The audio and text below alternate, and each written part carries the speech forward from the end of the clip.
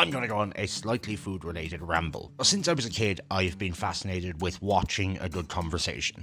I used to grow up watching things like Inside the Actors Studio. I'm an avid lover of American late-night talk shows.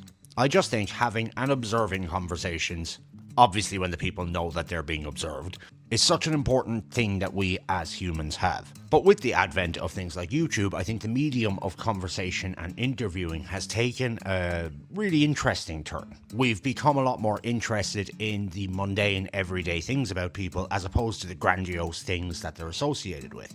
So there's two people that I think do this impeccably well on the internet.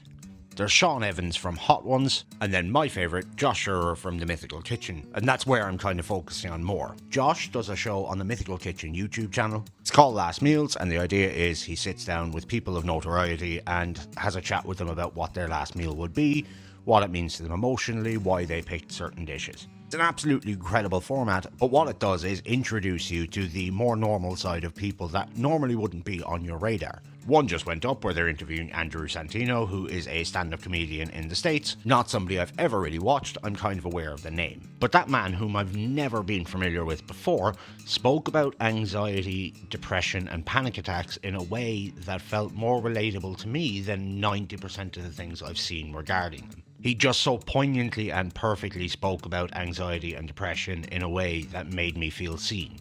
It's a way that I've always described it, but I haven't really heard of other people describing it like that either. Describing it in more layman's terms and in a relatable way. And he's also incredibly funny. Just hammered home to me how feelings of connections can come from places that you would never expect them to. This may mean absolutely nothing to anybody else but me. I'm in that kind of ramble ranty mood. Anyway, go check out my vegan lasagna recipe. It just went up this morning, and it was amazing. Catch you later.